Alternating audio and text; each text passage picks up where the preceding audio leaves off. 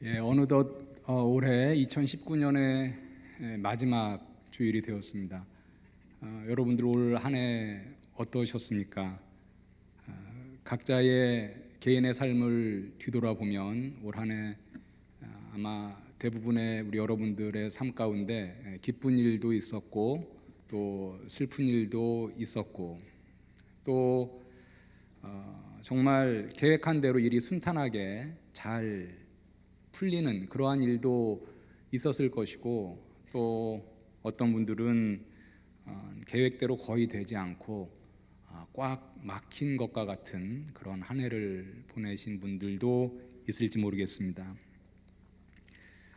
그런데 분명한 것은 올 한 해 우리의 여러 가지 일 가운데 하나님께서는 변함없이 우리를 사랑하셨다는 것, 그리고 하나님께서는 변함없이 우리를 그의 은혜 가운데 품어주셨다라는 것입니다. 이러한 하나님의 사랑과 은혜를 기억하고 지금 올 한 해를 마무리하는 우리의 상황과 처지가 어떠하든지 우리가 마음으로부터 하나님께 감사드리고 오늘 이 시간 감사로 제사드리는 우리 꽃동산의 모든 청년들 또 성도님들 다 되시기를 주님의 이름으로 간절히 축원합니다. 오늘 우리가 읽은 본문 아이들아 이렇게 시작을 하고 있습니다. 여기서 이제 요한이 아이들아라고 부른 것은 어린 아이들에게 말하기 때문에 아이들아라고 부른 것이 아니라 노년의 요한이 지금 성도들을 일컫는 말입니다.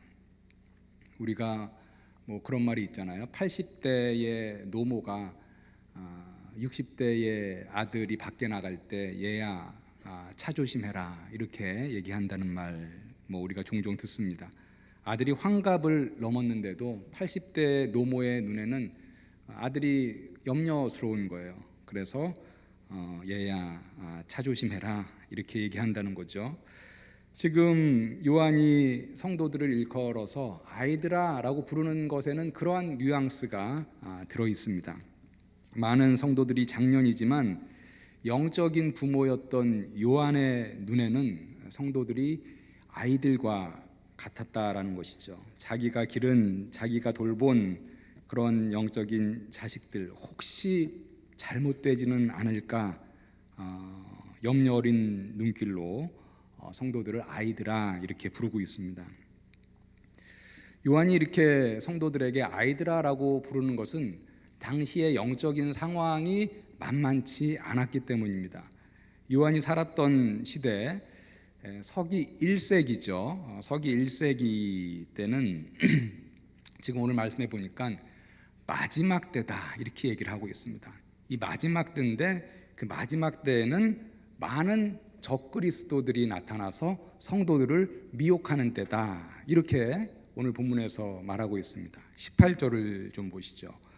아이들아 지금은 마지막 때라 적그리스도가 오리라는 말을 너희가 들은 것과 같이 지금도 많은 적그리스도가 일어났으니 그러므로 우리가 마지막 때인 줄 아노라. 우리가 이제 마지막 때라는 것, 말세라는 것 성경에서 꽤 많이 나옵니다. 이 성경에서 마지막 때라는 말이 나올 때는 크게 이제 좁은 의미의 마지막 때와 넓은 의미의 마지막 때가 있죠.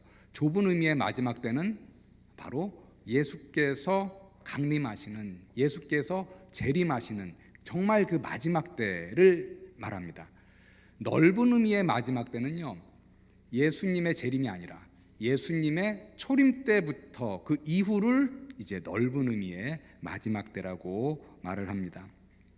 히브리서 1장 1절과 2절에서는 예수님의 초림으로 마지막 때가 시작되었음을 우리에게 알려줍니다.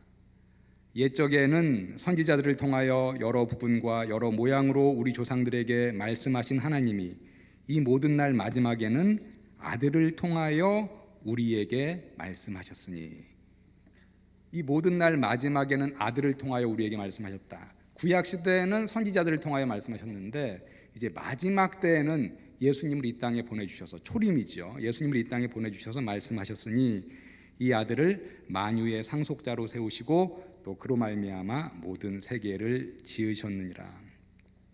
오늘 본문에서의 마지막 때는 예수님이 재림하시는 그 좁은 의미의 마지막 때가 아니라 예수님의 초림 때부터 시작된 넓은 의미의 마지막 때입니다.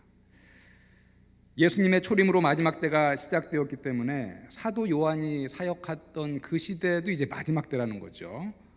그리고 지금 사도 요한이 살았던 사역했던 서기 1세기가 마지막 때이기 때문에 그보다 시간이 한참 지난 지금은 당연히 마지막 때죠. 우리는 마지막 때를 살아가고 있습니다.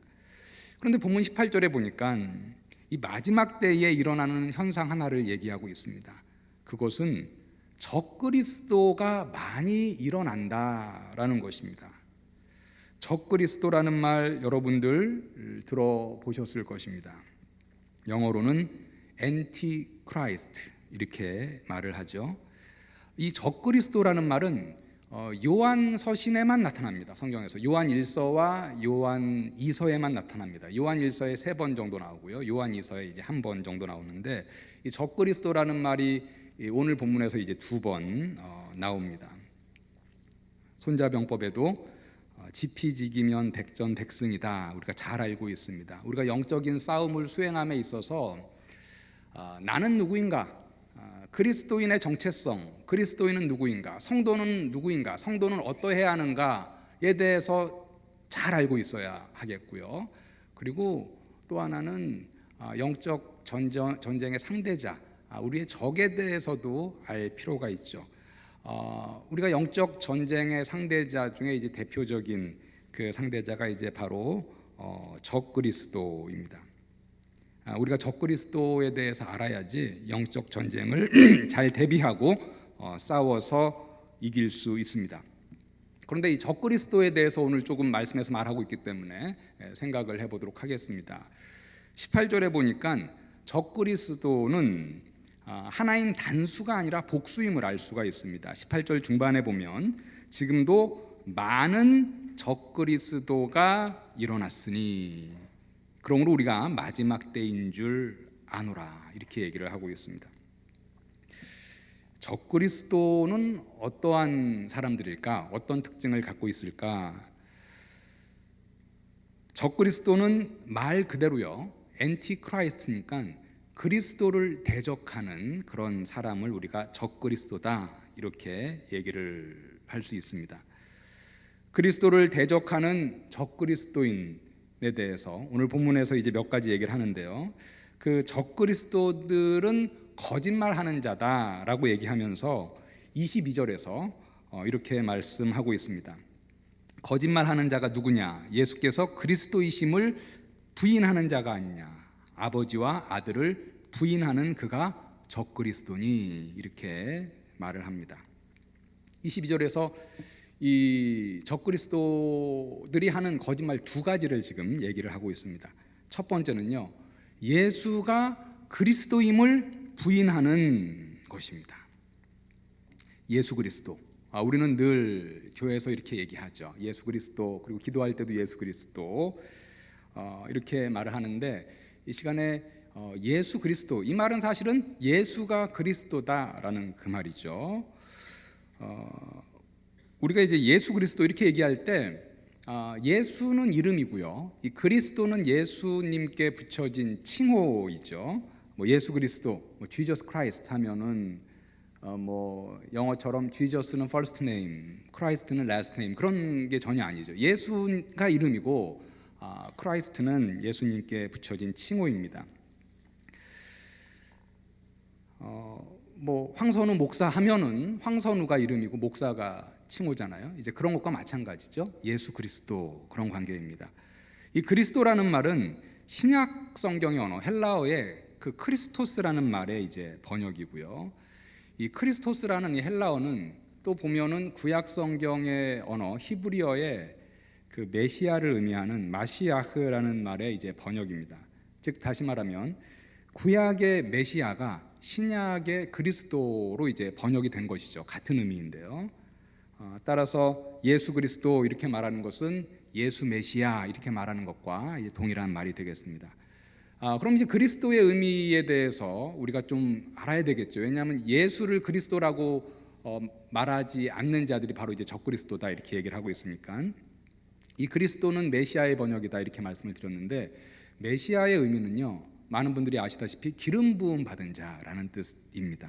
이 구약에 보면은 기름 부음을 받는 새 그 직분이 있었죠. 그래서 이제 임명을 받을 때 그 직을 시작할 때 그 뿔에다가 이제 감람류, 올리브 기름을 잔뜩 이제 받아서 머리 위에서부터 이렇게 기름을 붓습니다.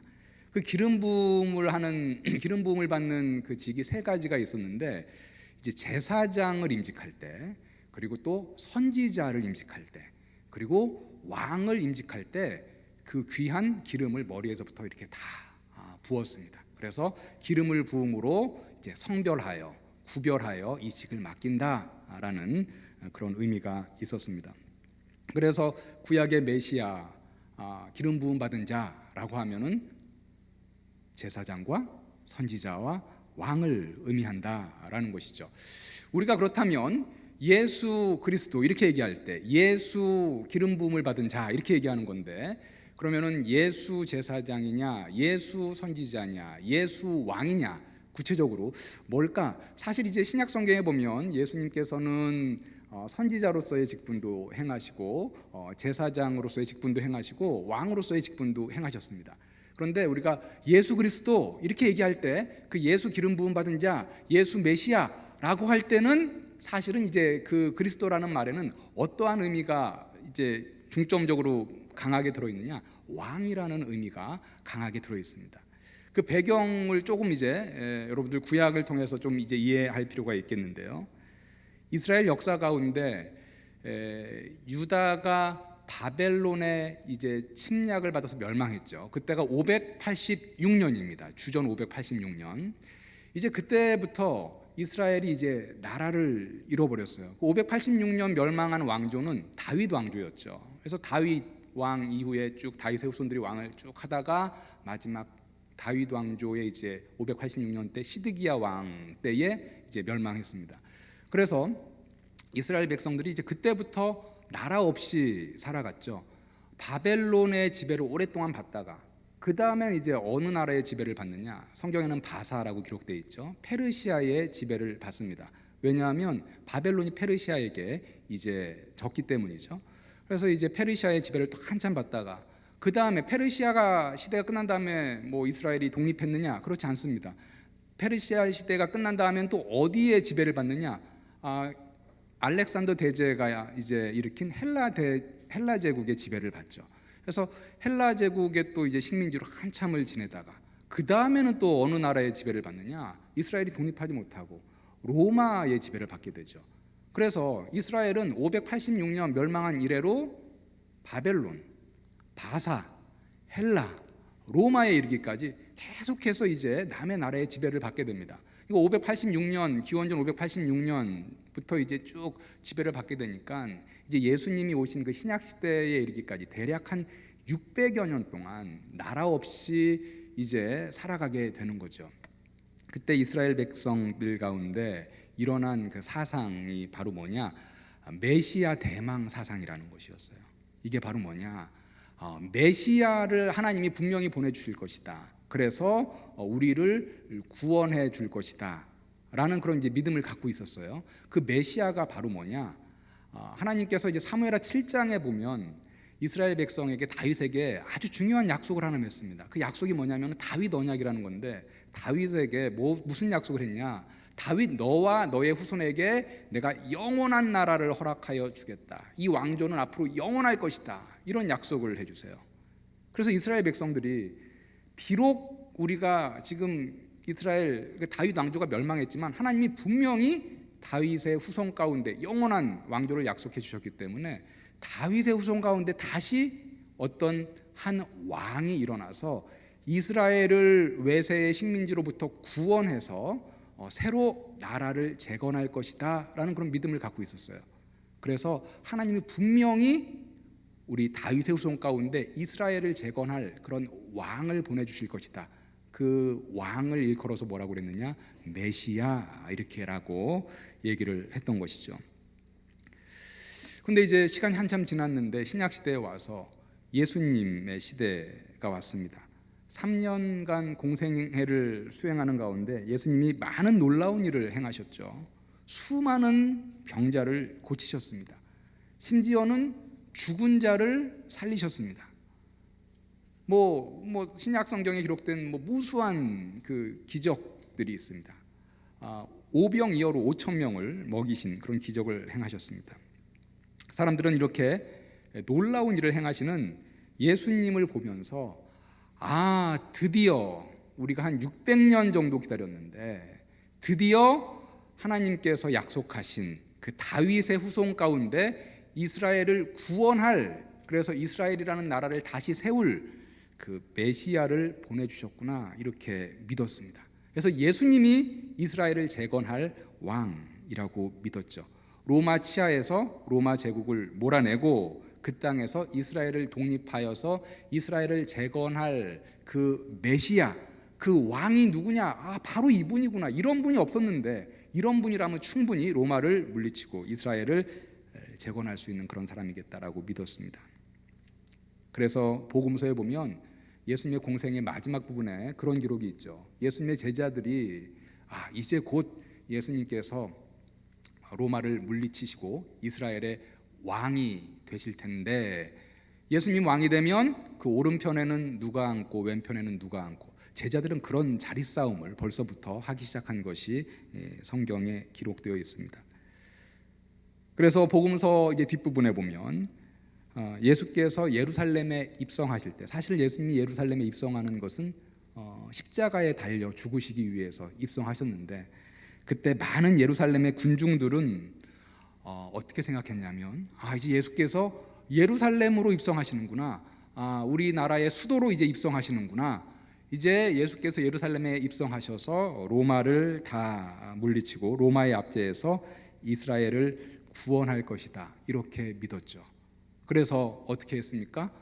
종려나무 가지를 들고 호산나 다윗의 후손이여 라고 예수님의 예루살렘 입성을 환영했습니다. 호산나 다윗의 후손이여, 다윗의 후손이여 라고 이렇게 외친 것은 뭐예요? 그들이 믿고 있는 그 다윗 언약, 바로 다윗의 후손 가운데 메시아가 올 것이다 라고 믿었기 때문이에요. 그래서 바로 이제 저분이 메시아다, 저분이 이스라엘을 이제 이때까지 바벨론, 바사, 헬라, 로마의 통치하에서 우리가 압제를 받았는데 우리를 구원할 바로 구원자 왕이시구나, 호산나 다윗의 자손이여 이렇게 환호했습니다. 그런데 무슨 일이 벌어졌습니까? 예수 그리스도, 예수 메시아, 예수 다윗의 후손이여 라고 이렇게 환호하면서 예루살렘에서 맞이했는데 예수님은 로마 제국을 물리치기는커녕 로마에서 파견한 총독 빌라도의 명에 의해서 십자가에서 힘없이 달려 돌아가셨습니다. 많은 이스라엘 군중들이 그때 정말 많이 실망했을 것입니다. 아니, 저분은 분명히 하나님이 약속하신 메시아라고 우리가 확신했는데 저분이 저렇게 십자가에서 힘없이 죽었으니 우리에게는 어떤 소망이 남아있을까, 이런 생각을 많이 했을 것입니다. 그러나 예수님께서는 십자가에 달려 죽으심으로 끝난 것이 아니라 우리가 잘 알다시피 바로 예수님은 우리 모든 인간들의 죄를 짊어지시고 그 죄를 대속하기 위해서 십자가에 달려 죽으신 것이고 3일 만에 다시 살아나셨습니다. 예수님이 십자가에서 죽으신 그 죽음과 부활은 이스라엘 백성들이 그동안 메시아를 대망하면서 생각했던 그 구원과는 전혀 다른 것이었습니다. 이스라엘 백성들이 생각했던 그 구원은 뭡니까? 많은 그 외세의 압제에서 이스라엘을 독립시키는 그런 어떤 정치적인 해방, 어떤 나라의 독립, 정치적인 어떤 구원을 생각한 것이었죠. 그런데 예수님이 행하신 그 구원, 하나님의 계획 안에 있었던 그 구원은 단순히 이스라엘 민족만 어떤 정치적으로 이렇게 외세에서 구원하는 그 정도 스케일이 아니라 이스라엘 민족을 포함하여 전 인류를 어떤 외세 이런 게 아니라 가장 근본적인 문제, 죄로부터 해방하는, 죄로부터 구원하는 그 구원의 사역을 행하신 것이었습니다. 예수님은 이스라엘 백성을 로마의 압제로부터 구원한 왕, 메시아, 이것이 아니라, 사람들은 그렇게 착각하고 있었죠. 그렇게 생각하고 있었지만 하나님의 계획 안에서 성취된 것은 뭐냐? 온 인류를 보다 근본적인 문제인 죄로부터 구원한 왕, 그분이 바로 메시아였다라는 것입니다. 그래서 예수님께 메시아라는 칭호, 그리스도라는 칭호는 너무나 적절한, 너무나 적합한 칭호입니다. 예수는 죄로 물든 인류를 건져내는 그 구원의 사역을 행한 왕, 그 구원의 사역을 행한 바로 메시아이셨습니다. 그래서 우리가 예수님을 그리스도다, 예수님을 구원자다, 예수님을 왕이다 이렇게 부릅니다. 그래서 우리가 예수 그리스도, 예수는 그리스도다라고 고백하는 그 안에는 예수님은 바로 우리를 죄로부터 구원해 내신 바로 그 왕, 우리의 구원자입니다 라고 고백을 하는 것입니다. 그런데 지금 적그리스도의 첫 번째 거짓말로 얘기하는 것이 무엇입니까? 예수가 그리스도가 아니다, 예수가 그리스도라는 것을 부인한다라는 것입니다. 요한이 편지를 썼던 서기 1세기 당시 많은 유대교의 지도자들은 예수의 십자가 대속의 사역을 부인하고 예수가 구원자 되심을 부인하는 적그리스도였습니다. 예수의 십자가 죽음이 과연 인간들의 구원과 무슨 상관이 있느냐 이렇게 얘기를 했다는 것이죠. 지금 현대에도 그리스도를 대적하는 이단들은 예수가 그리스도이심을 부인합니다. 예수님의 십자가 대속의 사역을 통해서 우리가 구원받았음을 부인합니다. 예를 좀 들면 여호와의 증인 같은 이단은요, 적그리스도죠. 여호와의 증인 같은 이단은 구원은 예수 그리스도의 십자가 공로로 주시는 은혜가 아니라 궁극적으로 인간의 선한 행위에 달려있다 이렇게 말을 합니다. 한국에서 태생한 신천지와 같은 이단은 뭐라고 얘기를 하느냐? 구원은 궁극적으로 예수 그리스도를 통해서가 아니라 신천지에서는 그 이긴 자라고 하는 그 자가 있죠. 교주죠. 이만희라는 그 이긴 자, 요한계시록에 보면 이제 이긴 자라는 표현이 나오는데 그 이만희를 이제 이긴 자라고 봅니다. 그런데 그 구원은 그 이긴 자를 통해서만 가능하다. 즉 다시 말하면 예수 그리스도의 십자가 구원의 그 대속의 사역, 그것이 궁극적인 구원의 통로가 아니라 바로 그 이긴 자 이만희를 통해서만 구원이 가능하다 이렇게 얘기합니다. 즉 여호와의 증인, 제가 두 가지를 얘기했는데 신천지, 바로 예수가 그리스도이다라는 것을 부인하는 거죠. 예수가 우리를 구원하시는 바로 구원자이시다, 구원은 예수 그리스도의 사역에 달려있다라는 것을 부인합니다. 이렇게 우리의 구원은 예수 그리스도를 통해 얻을 수 있다라는 것을 부인하는 이단들, 현대의 적그리스도들입니다. 22절에 보면 적그리스도의 특징 두 번째로 아버지와 아들을 부인하는 자다 이렇게 말을 하고 있습니다. 여기서 아버지와 아들을 부인한다는 말은 성부 하나님과 성자 예수님의 관계를 부인한다라는 말입니다. 그런데 사실 우리가 많은 적그리스도들을 보면, 많은 이단들을 보면 하나님 자체를 부인하지는 잘 않아요. 하나님은 다 인정합니다. 하나님의 존재를 인정하고 하나님을 인정하는데 지금 여기서 말하는 것, 아버지와 아들을 부인한다, 이 말은요, 적그리스도들은 아버지와 아들의 관계를 부인합니다. 조금 더 구체적으로 말씀을 드리면은 성경에서는 아버지 되신 하나님과 아들 되신 예수님의 관계에 대해서 아버지와 아들은 하나다 이렇게 말을 합니다. 요한복음 10장 30절에서 예수님은 이런 말씀을 하셨습니다. 나와 아버지는 하나이니라, 이런 말씀을 하셨어요. 지난주에도 우리가 설교를 통해서 들었는데 빌립보서 2장 6절부터 8절에서는 하나님이신 예수님이 구원의 사역을 이루시기 위해서 겸손히 이 땅에 내려오셨다라고 얘기하면서 이렇게 말씀하고 있습니다. 그는 근본 하나님의 본체시나, 예수님은 근본 하나님의 본체시나 하나님과 동등됨을 취할 것으로 여기지 아니하시고 오히려 자기를 비워 종의 형체를 가지사 사람들과 같이 되셨고 사람의 모양으로 나타나사 자기를 낮추시고 죽기까지 복종하셨으니 그 십자가의 죽으심이라. 그런데 적그리스도들은 뭐냐? 아버지와 아들을 부인한다. 이 말은 뭐냐면요, 하나님과 본체이신 예수 그리스도를 부인한다라는 것입니다. 즉 아버지와 아들의 그 하나된 관계를 부인한다라는 말이에요. 그래서 오늘 본문 23절에서 이렇게 말하고 있죠. 아들을 부인하는 자에게는 또한 아버지가 없으되 아들을 시인하는 자에게는 아버지도 있느니라.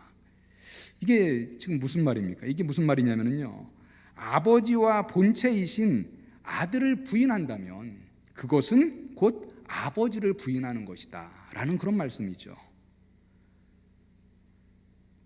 그래서 그리스도를 대적하는 많은 적그리스도는 아버지와 하나이신 예수 그리스도, 하나님 아버지의 본체이신 예수 그리스도를 부인합니다.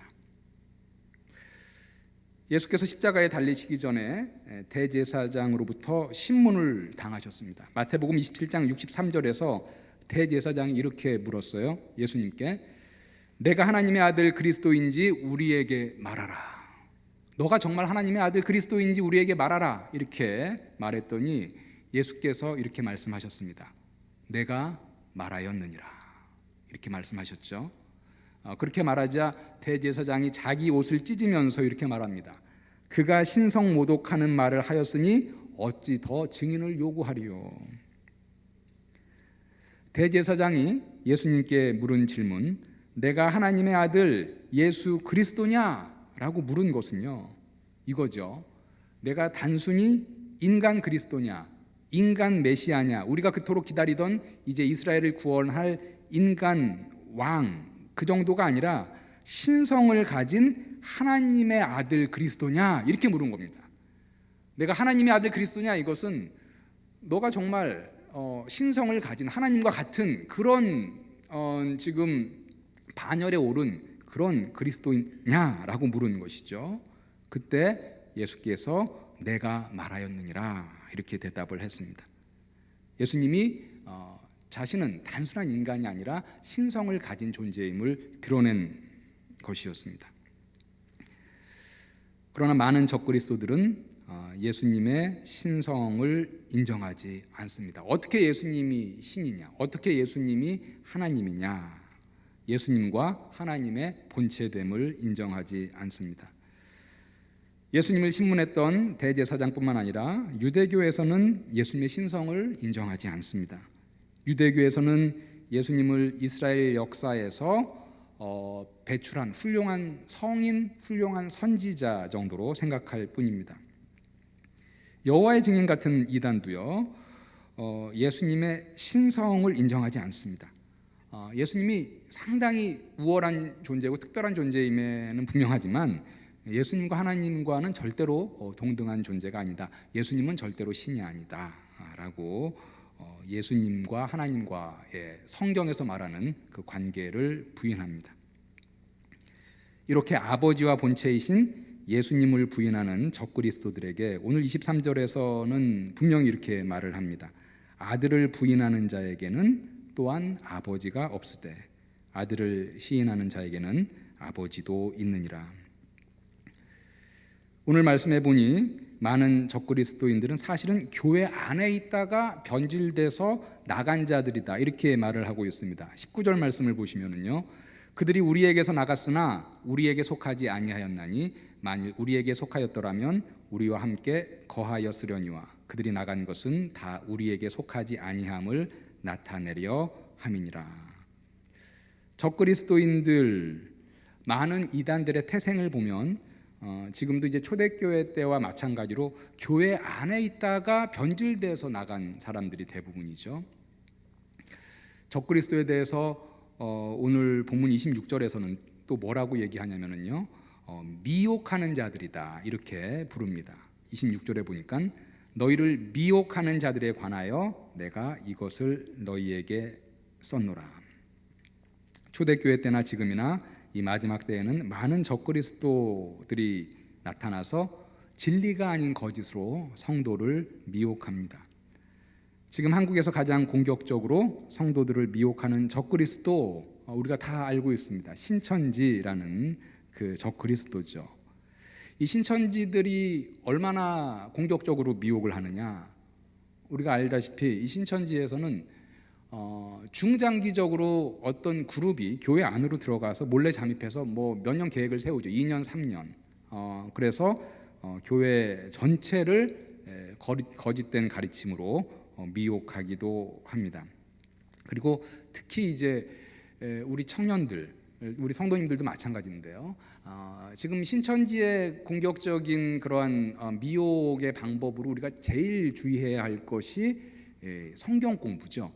신천지가 지금 어떻게 미혹하느냐? 신천지가 가장 미혹하는 그런 방법으로 많이 쓰는 게 이제 성경 공부입니다. 그래서 몇 번 우리 뭐 장목사님도 그렇고 저도 말씀을 드렸습니다만은 여러분들 그 성경 공부의 제의가 올 때는 정말 주의하셔야 돼요.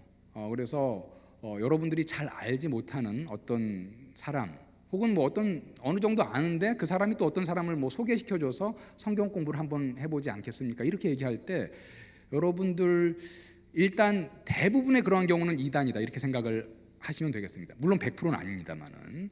그래서 제가 어떻게 말씀을 드리냐면 그런 이제 성경 공부의 제의가 왔으면은요, 일단은 교회의 교역자, 뭐 목사님, 뭐 또 장목사님, 저 뭐 전도사님, 뭐 우리 또 뭐 장로님, 뭐 부장님까지도 이렇게 해서 거기에 대해서 확인을 분명히 받으셔야 합니다.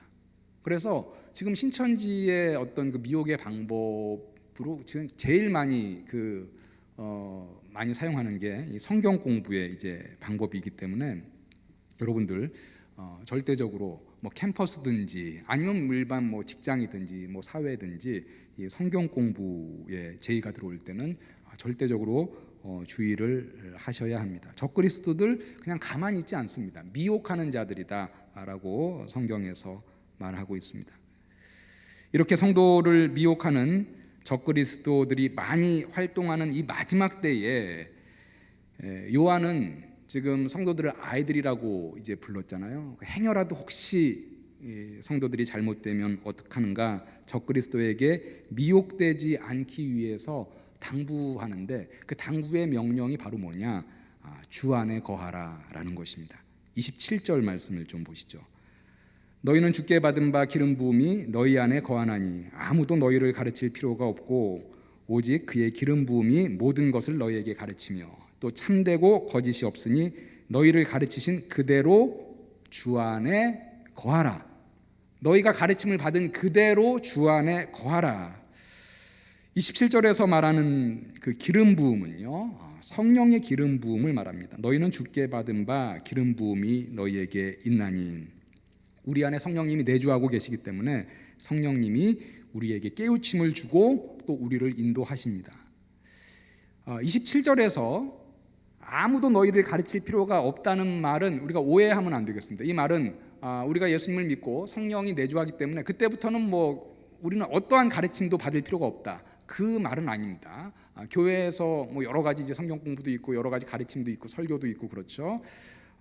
여기서 너희는 아무도 너희를 가르칠 필요가 없다라는 말은 적그리스도가 이렇게 많은 이때에 확인되지 않은 사람들, 특히 적그리스도들, 이단들로부터 가르침을 받을 필요가 없다라는 그런 말입니다.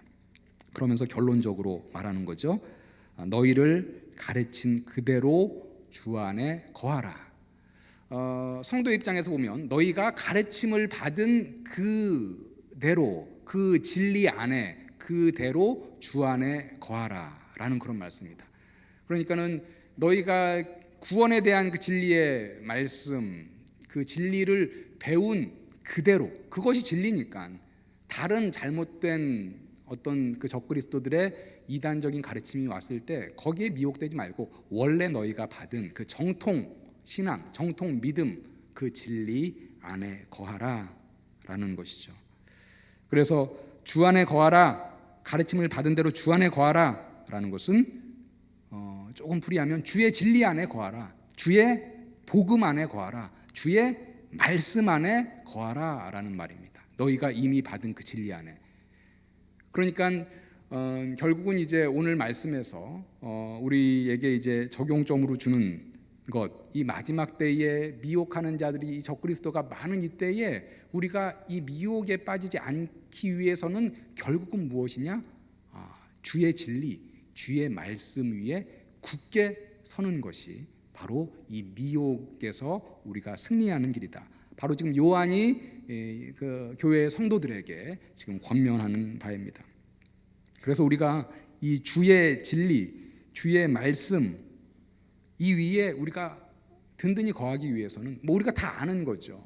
우리가 하나님의 말씀을 듣는데 더욱더 열심을 내고, 하나님의 말씀을 읽는데 열심을 내고, 하나님의 말씀을 배우는데 열심을 내고, 그래서 우리가 하나님의 말씀을 확신하는 데까지 나아가야 하겠습니다. 우리가 하나님의 말씀을 정말 그냥 표면적으로 아는 게 아니라 우리의 신앙생활이 점점 해가 갈수록 우리가 하나님의 말씀을 아는 깊이도 점점 자라나야 됩니다. 그래서 우리가 어떠한 이 마지막 때에 적그리스도 이단의 미혹이 온다 할지라도 우리가 능히 다 쳐내고 승리할 수 있도록 해야 한다라는 것이죠. 그래서 바울도 디모데후서 3장 13절과 14절에서 요한과 비슷한 권면을 이렇게 했었죠. 악한 사람들과 속이는 자들은 더욱 악하여져서 속이기도 하고 속기도 하나니 그러나 너는 배우고 확신한 일에 거하라, 이렇게 얘기합니다. 주 안에 거하라, 주의 진리 안에 거하라. 바울은 너는 배우고 확신한 일에 거하라, 이렇게 말을 하고 있습니다. 말씀을 준비하면서 목사된 입장에서 이런 요한의 심정과 비슷한 심정이 들었습니다. 설마 우리 꽃동산 교회에서 우리 꽃동산 교회 청년부에서 이단에 미혹되는 사람이 있을까? 뭐 이런 생각도 하지만 실제로 올해를 제가 쭉 보면은요, 올해 초죠. 올해 초에 그 말하자면 제보인데 우리 청년이 이렇게 성경 공부를 하고 있다는 거예요. 그런데 이제 우리 교회 다른 교역자분께서 알려주셨습니다. 그런데 그분이 보기에는 자기가 아는 청년인데 신천지라는 거예요. 몇 주 동안 계속 이렇게 하는데, 그래서 그 신천지일 것이다 이렇게 얘기했는데 아닌 것 같다라고 이제 얘기를 하더라는 거죠. 그런데 이제 뭐 결론적으로 말씀드리면 신천지였습니다. 그래서 결국은 이제 그 성경 공부를 못하게 하고 그 목사님께서 이제 또 아는 청년이어서 다른 또 이제 성경 공부를 할 수 있는 것까지 연결이 된 경우가 있고요. 그리고 올해 후반기에도 사실은 이제 우리 교회 청년 가운데 또 연루가 된 그런 케이스가 또 있습니다. 그래서 저희가 생각을 하기에 설마 우리 교회에서 이렇게 생각을 하지만 사실은 그 가운데 워낙 지금 이 미혹이 강하기 때문에 거기에 우리가 넘어갈 수도 있다라는 거예요. 영적인 긴장을 우리가 놓칠 수 없다라는 것입니다. 목자된 입장에서는 결국은 양이 그런 적그리스도, 늑대와 같은 적그리스도에게 잡혀 먹는다면 그 책임은 목자에게 있는 거잖아요. 그러니까는 사실은 목자가 더 안전하게 울타리를 치고 더 안전하게 지키고 했어야 되는데 그렇게 하지 못한다면 목사된 저로서는 또 하나님 앞에 가서 또 거기에 대한 추궁, 하나님 앞에 이제 제가 거기에 대한 또 이제 저의 잘못에 대한 하나님의 심판을 받겠죠. 그래서 여러분들 저도 뭐 그렇게 생각합니다. 설마 우리 꽃동산 교회에서, 설마 우리 청년들 가운데 어떤 이단에 미혹되는 자가 나오지 않겠지라고 생각하지만 설마라고 생각하는 데서 이제 멈추는 것이 아니라 오늘 말씀에서 얘기한 대로 여러분들 기억하시길 바랍니다. 우리가 지금 사는 이때는 마지막 때예요. 그리고 적그리스도들이 정말 활개치는 그런 때입니다. 여러분들 한 몇 달 전인가요? 뭐 신천지에서 무슨 성경 공부를 다 수료한 그런 수료식을 했잖아요. 일산 킨텍스에서 이렇게 해서 뭐 10만 명이 넘는다 뭐 하여튼 막 그렇게 해서 했는데 저도 사진을 들어가서 봤어요. 그랬더니 그 일산 킨텍스에 검은색 뭐 졸업 가운을 입은 사람이 뭐 정말 이렇게 쫙 이렇게 서 있는 이제 그런 모습. 물론 뭐 그 숫자가 뭐 10만 명은 넘지 않는다, 뭐 5만 명이다, 뭐 여러 말이 있지만, 그리고 그 서 있는 사람들의 숫자가 새롭게 그 성경 공부반을 졸업한 사람이 아니라 기존의 신천지인들이다, 뭐 그런 말도 있고, 우리가 뭐 정확한 거는 모르지만 이 신천지로 가는 많은 성도들, 그리고 이단으로 가는 많은 성도들 대부분이 기존의 교회에 다니던 성도들이라는 것입니다. 그러니까 여러분들 하여튼 설마 나는 뭐 미혹되지 않겠지.